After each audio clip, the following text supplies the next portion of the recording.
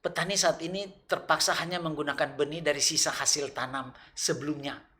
Padahal dengan menggunakan benih sisa tanam sebelumnya, Tapi pada umumnya juga petani menggunakan benih yang sudah ditanam berulang kali ya. Eh, untuk tempat penelitian kami yang ada di Tomohon Barat, itu kebetulan ada petani yang sudah mengupayakan untuk menghasilkan benih. Apa istilahnya Benar Edi? Produsen benih. ya, Iya, jadi sudah ada beberapa penangkar benih. penangkar benih istilahnya sudah ada di sana sehingga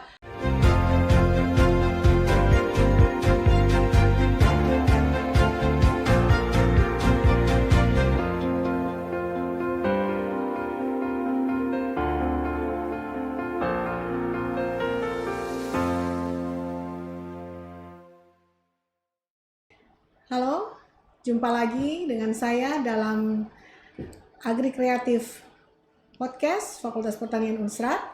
Dan sebelumnya saya perkenalkan dulu, saya Cecilia Anita Wanget. Saat ini saya sebagai Kepala Laboratorium Tanaman dan Lingkungan Universitas Samratulangi. Dan saat ini dalam kegiatan kita yang sangat istimewa, ada tamu yang memiliki kepakaran di bidangnya masing-masing. Saya perkenalkan yang pertama Profesor Dr. Insinyur Giana Paulus MS. Saat ini beliau sebagai Ketua Jurusan Budidaya Fakultas Pertanian Unsrat dan dengan bidang keahlian yang dia miliki saat ini adalah di bidang teknologi produksi padi sawah. Dan yang kedua adalah Dr. Insinyur Edi Freddy Lengkong MS. Beliau sekarang sebagai Koordinator Program Studi Agronomi Universitas Samratulangi dan kepakarannya saat ini adalah pada bidang bioteknologi produksi tanaman kentang. Apa kabarnya saat ini? Baik. Ya, puji Tuhan. Jadi harapannya tentu dalam kondisi fit dalam melaksanakan tugas aktivitasnya sebagai dosen di Fakultas Pertanian Unsrat. Oke, kita langsung saja terkait dengan kepakaran yang dimiliki saat ini, bagaimana potensi pengembangan produk pertanian yang sedang ditekuni saat ini. Silakan, mau duluan yang mana? Ya, silakan Ya, Prof. silakan, Prof. Shalin. terima kasih. Nah, bidang kepakaran saya adalah teknologi produksi padi sawah dan saya akan mengangkat tentang teknologi budidaya padi sistem salibu yang berbasis organik. Nah, kita ketahui bahwa padi salibu ini adalah kepanjangan dari sekali tanam panen berulang kali atau istilah lainnya juga salinan ibu. Nah, dalam budidaya padi salibu ini ada banyak keuntungan atau manfaat yang bisa petani peroleh, yaitu yang pertama, biaya produksi itu rendah. Karena apa? Karena tidak membutuhkan benih. Kemudian juga untuk masa panennya itu menjadi lebih singkat. Dan juga indeks panen, biasanya kalau pertanian konvensional padi itu 1 tahun hanya 2 kali tanam, ini bisa 3, bahkan dalam waktu 14 bulan itu bisa 4 kali panen. Jadi salibu ini adalah pemotongan batang dari panen pertama. Jadi untuk tunas yang tumbuh ini dipelihara sebagai tanaman yang baru. Dan ada beberapa hasil penelitian juga yang telah kami lakukan. Kami peroleh bahwa untuk produksi padi sawah ini bisa mencapai bisa lebih dari panen pertama ya. Itu yang mengenai teknologi salibu. Oke. Nah, bagaimana dengan kentang? Oh ya, Iya. makasih. Jadi kita tahu bersama bahwa kentang ini salah satu komoditi hortikultura yang dapat dikatakan sangat seksi. Seksi dalam hal ini maksudnya tanaman ini mempunyai nilai ekonomis yang sangat tinggi dan itu membuat petani-petani yang mengusahakan tanaman kentang dapat dikatakan petani-petani yang sejahtera karena potensi produksinya bisa 1 kali panen dia bisa mencapai bisa menggapai 400 sampai 600 juta per hektar yang akan diperoleh oleh petani untuk menghasilkan saja panenan sebanyak ataupun 20 ton. Padahal di satu pihak kita masih bisa meningkatkan produksi kentang ini di atas 30 ton. Jadi seksinya di situ sangat menarik untuk dikembangkan dan perlu untuk terus ditingkatkan inovasi-inovasi produksi yang memberikan hasil yang diharapkan, yaitu hasil yang terbaik. Jadi itu sekedar gambaran awal bahwa tentang kentang itu sendiri. Oke, nah sekarang yang menjadi keistimewaan atau hal yang bisa membuat petani tertarik untuk membudidayakan padi dengan sistem salibu ataupun nanti dengan kentang dengan inovasi yang ada, bagaimana? Nah, adapun keistimewaan dari budidaya padi salibu ini yaitu yang pertama biaya produksi rendah karena tidak membutuhkan benih, kemudian juga waktu panen yang singkat, karena juga metode salibu ini dia berbasis organik, jadi petani ini bisa memanfaatkan limbah panen seperti jerami ataupun limbah tanaman lainnya untuk diolah menjadi pupuk organik, baik itu dalam bentuk kompos atau pupuk padat maupun dalam bentuk cair atau pupuk organik cair. Selain itu juga kita bisa memanfaatkan akar bambu ini untuk diolah menjadi PGPR atau Plant Growth Promoting Rhizobacteria yang bisa kita aplikasikan pada teknik budidaya padi salibu ini. Jadi jelas akan mengurangi biaya produksi dan juga waktu panen yang lebih cepat. Seperti itu keistimewaan dari metode salibu basis organik. Oke, bagaimana dengan kentang keistimewaannya? Kentang ini pada dasarnya sebenarnya tanaman yang sudah dan sering diupayakan, khususnya di dataran tinggi. Kita di Sulawesi Utara, khususnya daerah Minahasa Selatan, kawasan Modo Inding sudah dari dulu dikenal sebagai sentra budidaya tanaman kentang. Areal kentang di Sulawesi Utara lebih kurang ada 12.000 hektar. Dan yang digunakan dan atau diupayakan secara maksimal baru lebih kurang 6.000 hektar. Berarti ada potensi luasan yang sebenarnya masih perlu terus digarap dan diupayakan untuk bisa memberikan pendapatan dan meningkatkan kesejahteraan petani. Dan yang menjadi tantangan yang ada saat ini di tingkat petani yaitu bagaimana dia menggunakan benih unggul yang bebas dari hama dan penyakit agar supaya pertumbuhan tanaman ini bisa benar-benar maksimal dan berproduksi yang terbaik seperti yang diharapkan oleh setiap petani, yaitu produksi yang tertinggi tentu saja. Saat ini produksi kentang baru sekitar 10-15 ton per hektar khusus Sulawesi Utara. Padahal produksi kentang itu bisa 25-30 ton per hektar. Kunci utama dari masalah yang dihadapi adalah ketersediaan benih kentang yang unggul. Dan ini menjadi kebutuhan petani untuk bisa disiapkan agar supaya produksi yang diharapkan akan benar bisa dicapai. Demikian mungkin untuk. Ya, menarik sekali ya. Nah, sekarang kira-kira produk inovasi yang dilakukan ini apakah itu bisa efektif bagi petani dan apakah memungkinkan bagi petani untuk memproduksi komoditi-komoditi tersebut? Bisa kalau saya kentang. Iya. Karena masalah utama kentang yang ada sekarang adalah ketersediaan benih, maka kami sudah mulai melakukan bagaimana upaya menghasilkan benih kentang yang unggul. Dan itu dihasilkan dari laboratorium di Fakultas Pertanian karena kami kepakarannya di bioteknologi, jadi kami mulai memperbanyak bahan untuk bisa jadikan sebagai sumber benih, yaitu lewat kultur jaringan kita menghasilkan plantlet, dan dari plantlet itu kita tanam untuk menghasilkan tanaman yang namanya umbi generasi nol. Dan itu sudah kami lakukan, dan ternyata dari plantlet yang dihasilkan dari laboratorium, kita setiap tanaman itu bisa menghasilkan minimal ada 15 umbi genol. Umbi genol ini menjadi umbi dasar yang akan menjadi, bila ditanam kemudian produknya akan menjadi umbi benih yang akan ditanam oleh petani.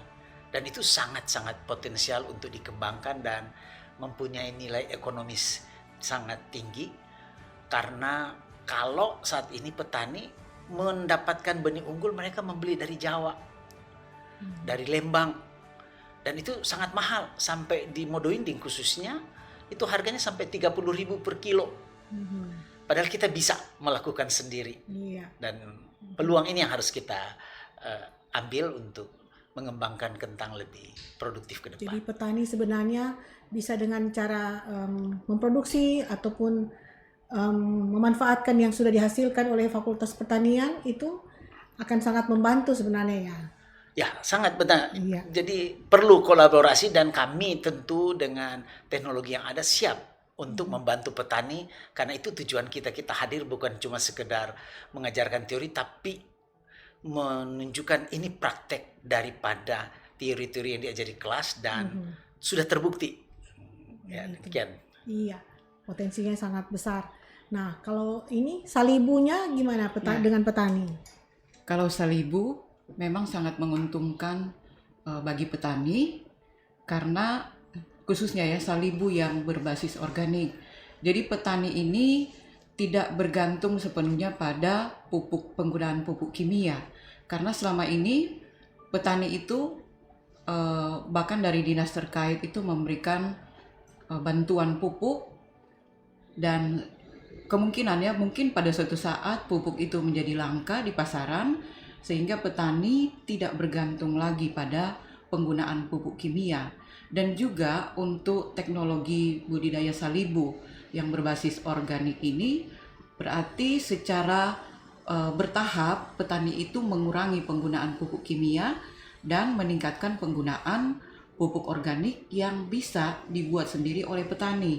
Jadi pupuk organik ini teknologinya sederhana, kemudian juga biayanya murah, karena hanya menggunakan sisa-sisa panen dari jerami padi misalnya, bahkan dari sampah pasar, sampah dapur, itu pun bisa diolah menjadi pupuk organik, baik dia bentuk padat maupun bentuk cair, yang aplikasinya juga sangat sederhana ya, bisa diaplikasikan pada budidaya padi sawah ini, teknik salibu.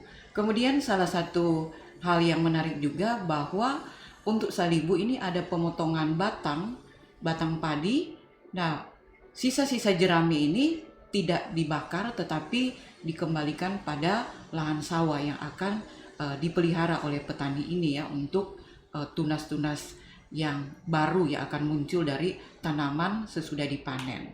Nah, itu keunggulan dari teknologi salibu yang berbasis organik. Iya.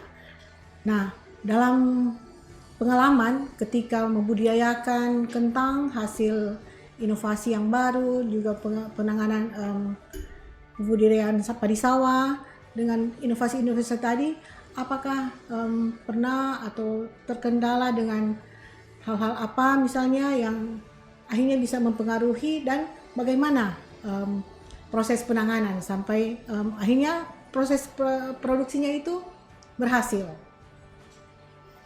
Ya, memang khusus tanaman kentang, tanaman ini dapat dikatakan dia perlu penanganan yang intensif. Dan dari proses budidaya tanaman kentang ini, kendala-kendala yang umum dijumpai adalah dalam rangka penerapan sarana produksi. Dalam pengertian petani sebenarnya tahu persis bahwa tanamannya butuh untuk dipupuk, tapi pupuk tidak tersedia. kalaupun tersedia harganya mahal. Saat harus memupuk, petani menemui kesulitan bagaimana untuk pemupukan yang efektif. Petani selama ini memberikan pupuk itu cenderung ditabur, dan itu sifatnya sangat boros, karena dengan hujan bisa tercuci dan hilang dari areal tanam, dan sehingga yang ditangkap atau bisa diserap tanaman menjadi terbatas, dan itu menjadi pemupukannya tidak efektif. Untuk penyakit di tanaman kentang sangat banyak, dan yang terutama yang sangat mengganggu produksi yaitu misalnya busuk kering dan busuk basah, Ralstonia. Sumber Patogennya penyakitnya apa itu ya dalam bakteri, bakteri. dan cendawan Phytophthora itu sumber penyakit yang banyak merusak tanaman kentang. Kami sendiri sudah dalam penelitian kemarin lalu sudah melakukan menghasilkan tanaman kentang tahan penyakit, khususnya untuk Phytophthora, yaitu penyakit hawar daun, dengan melalui teknologi transgenik. Ya, tapi itu memang teknologi yang Sangat canggih berarti sangat maju berkembang, tapi kita harus hati-hati karena itu berhubungan dengan penggunaan tanaman-tanaman transgenik yang mungkin kebanyakan petani belum familiar. Tapi pada prinsipnya di lapangan petani sudah dan biasa menangani tanaman kentang. Mereka sekarang cuma perlu pendampingan. Kegiatan yang sudah ada itu sebenarnya sudah baik, cuma ada yang perlu diluruskan supaya menjadi lebih efisien, efektif, misalnya pemupukan, dan yang terutama tadi sempat disampaikan penggunaan benih. Petani saat ini terpaksa hanya menggunakan benih dari sisa hasil tanam sebelumnya. Padahal dengan menggunakan benih sisa tanam sebelumnya, investasi penyakit yang ada di benih itu akan terikut pada proses produksi, dan ini akan nanti mengganggu dan berdampak pada pertumbuhan tanaman kentang, akan lebih mahal biayanya dan produksi menjadi kurang baik. Sehingga memang kita perlu menekankan tentang penggunaan dari awal oleh petani benih yang berkualitas, dan itu bisa mereka hasilkan. Dan fakultas kami siap mendampingi untuk bisa menunjang pemenuhan kebutuhan benih kentang yang sangat dibutuhkan petani. Iya. Dengan padi sawah? Nah, memang ada beberapa kendala untuk petani padi sawah. Ya, yang pertama benih yang bersertifikat. Memang itu seharusnya menggunakan benih varietas unggul yang bersertifikat, tapi pada umumnya juga petani menggunakan benih yang sudah ditanam berulang kali. Ya. Untuk tempat penelitian kami yang ada di Tomohon Barat, itu kebetulan ada petani yang sudah mengupayakan untuk menghasilkan benih. Apa istilahnya, Menir Edi? Produsen benih? Iya. Iya, jadi sudah ada beberapa penangkar benih istilahnya sudah ada di sana, sehingga untuk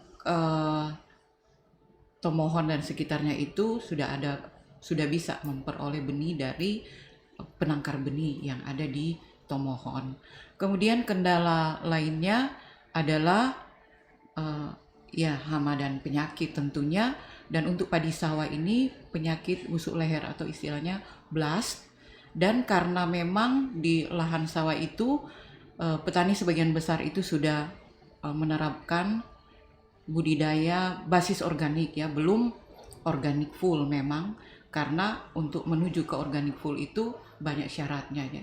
Jadi harus ada lembaga sertifikasi yang bisa menangani untuk memberikan sertifikat. Jadi masih basis organik, artinya masih menggunakan pupuk kimia tapi dalam jumlah yang sedikit, dalam jumlah yang terbatas. Kemudian menggunakan pupuk organik, ya, itu yang bisa dibuat sendiri oleh petani.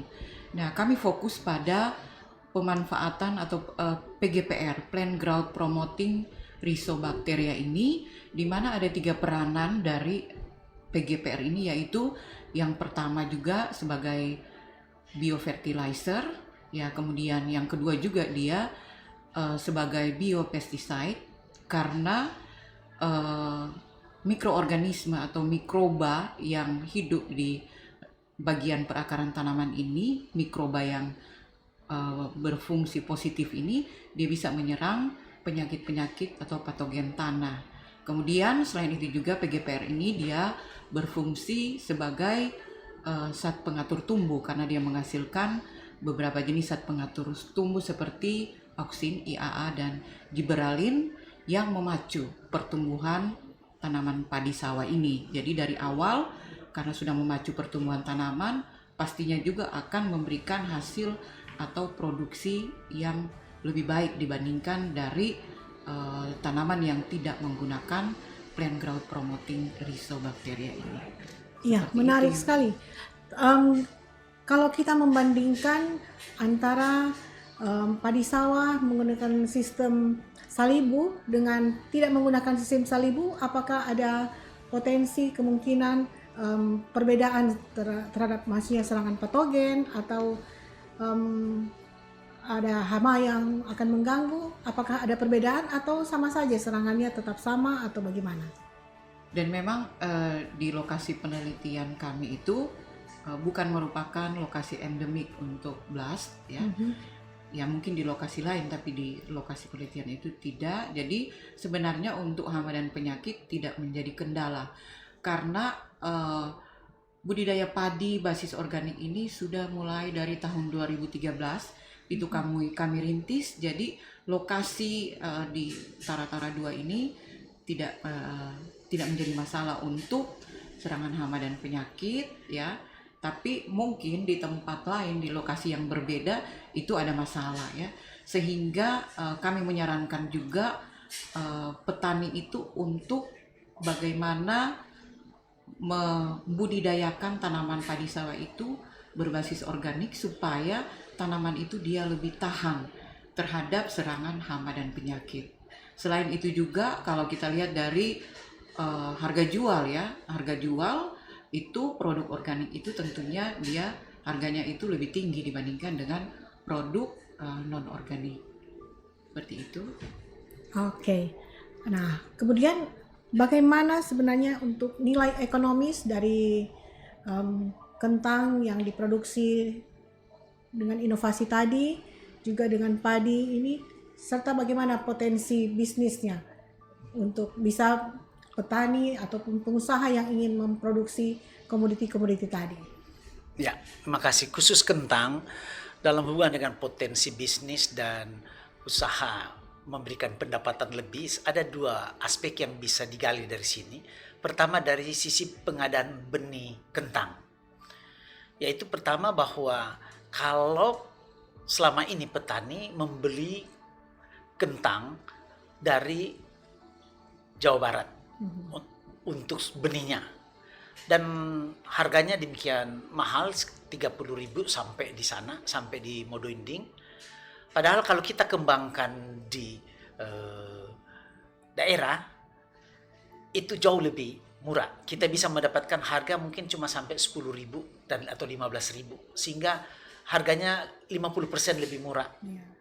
Itu dari sisi benih yang siap tanam untuk menghasilkan umbi konsumsi.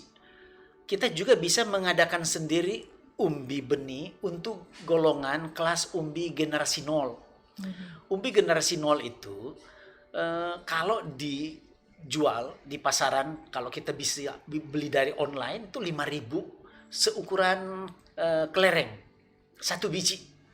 Padahal kalau kita hasilkan seperti yang sudah kami lakukan, menghasilkan dari laboratorium kultur jaringan, menghasilkan planlet dan ditanam di screen house, satu tanaman bisa menghasilkan 15 sampai 20 umbi. Dan itu kalau dikalikan dengan 5.000 ada sekitar, ya lumayan mahal kan, banyak 100.000 paling kurang kita bisa dapatkan. Padahal ini pekerjaan yang sangat sederhana, mudah, dan petani dapat melakukan sendiri. Di Modo Inding sudah banyak screen house bantuan pemerintah lewat program-program yang sudah ada, dan itu bisa menjadi sebuah tempat untuk pengadaan umbi benih. Mereka menjadi masalah yaitu ketersediaan plantlet dari kultur jaringan dari laboratorium. Dan saat ini sudah ada beberapa yang mengorder meminta untuk bisa didapatkan plantlet untuk menghasilkan umbi genol, dan itu kami sudah mulai mensuplai. Pada prinsipnya dari sisi pembenihan itu sangat prospektif dengan nilai jualnya yang cukup tinggi, dan dari sisi produksi kalau kita menanam umbi kentang dengan umbi yang unggul, hasil pengembangan dari kultur jaringan, produksinya bisa 20 sampai 25 ton per hektar. Dibanding yang saat ini rata-rata produksi kentang Sulawesi Utara cuma bermain di 11 sampai 15 ton per hektar. Jadi ada cukup gap yang luas, yang besar dari produksi real yang dicapai oleh petani dan potensi yang dihasilkan. Sekedar gambaran saja bahwa akhir tahun lalu harga kentang itu sampai 1.200.000 per 60 kilo. Artinya di tingkat petani sudah menjual 20.000 per kilo. Kalau petani bisa menghasilkan 20 ton per hektar, kita bisa bayangkan bisa menghasilkan paling kurang itu dia menghasilkan 400 juta satu hektar. Ini nilai jual yang sangat menggiurkan, dan tidak aneh petani-petani yang mengusahakan kentang ini menjadi petani-petani yang sejahtera. Jadi kami berpikir ini hal yang peluang bisnis yang perlu ditangkap dan dikembangkan, mungkin bagi pemula-pemula untuk masuk ke usaha budidaya kentang, apakah untuk budidaya umbi benih atau umbi konsumsi. Itu dua sisi yang tetap memberi peluang pendapatan yang menggiurkan. Oke. Dan untuk padi salibu? Ya, untuk padi salibu kami juga sangat kepada petani untuk mengembangkan teknologi salibu ini, karena biaya produksi yang murah, kemudian juga menuju organik, jadi memanfaatkan limbah pertanian, dan juga nanti akan menuju ke full organik, di mana petani tidak lagi bergantung pada penggunaan pupuk kimia, sehingga sistem pertanian khususnya padi sawah ini adalah sistem pertanian yang berkelanjutan. Jadi bukan hanya ada program dari pemerintah, karena sekarang dari tahun kemarin itu Genta Organik, gerakan tanam organik, tapi kedepannya memang diharapkan petani harus mengupayakan untuk budidaya organik. Itu bukan hanya tanaman padi sawah, tetapi tanaman apapun itu ya, tanaman hortikultura, tanaman sayuran, karena kita tahu juga di Tomohon itu petani sendiri itu tidak mau mengkonsumsi hasil sayurannya, terutama sawi-sawian kol, karena mereka tahu sendiri bahwa 2 atau 3 hari sebelum panen mereka udah semprot dengan pestisida kimia. Dan kita yang ada di kota ini yang mengkonsumsi hasil pertanian khususnya sayuran yang mengandung pestisida, sehingga kita tahu dampaknya terutama terhadap kita manusia ya, dampak terhadap kesehatan, kemudian juga berdampak terhadap lingkungan. Dan kalau kita mulai beralih ke organik, berarti petani itu menjadi petani yang merdeka, artinya tidak bergantung pada input kimia, baik itu pupuk kimia maupun pestisida kimia. Jadi kami menghimbau bagaimana petani yang ada di Sulawesi Utara untuk memulai bertani secara organik dengan meninggalkan penggunaan pupuk kimia secara bertahap menuju ke sistem pertanian yang berkelanjutan. Ya, oke. Kita akan mendengarkan closing statement terkait dengan program ketahanan pangan yang sementara digalakkan oleh pemerintah kita saat ini. Gimana dengan kentang? Ya, terima kasih. Jadi kami mau katakan bahwa kentang adalah salah satu solusi bagi kita, bangsa Indonesia, untuk pemenuhan atau menjamin ketahanan pangan yang sedang diupayakan oleh pemerintah. Dan itu sangat berpeluang dikerjakan dan digapai karena teknologi semuanya sudah tersedia. Lahan pertanian begitu luas yang ada di daerah kita, yang dibutuhkan sekarang adalah keinginan untuk melakukan.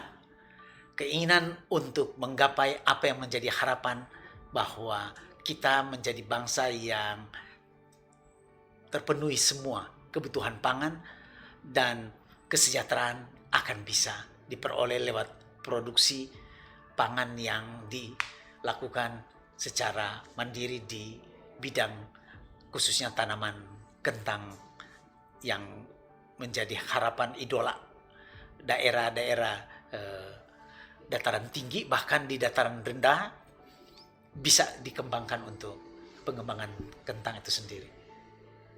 Ya, terima kasih. Dan dari untuk petani sawah, padi sawah, Ya, untuk padi sawah juga untuk petani tanaman lainnya ya, secara keseluruhan stop penggunaan pestisida kimia dan mengurangi penggunaan pupuk kimia supaya kita bisa menunjang swasembada pangan menuju ke sistem pertanian berkelanjutan. Oke, terima kasih. Mudah-mudahan atau semoga perbincangan kita saat ini sudah bisa menginspirasi, bahkan menjadikan lebih luas lagi wawasan kita terhadap produk-produk pangan yang ada di Sulawesi Utara. Dan sampai kita ketemu lagi di episode yang akan datang. See you!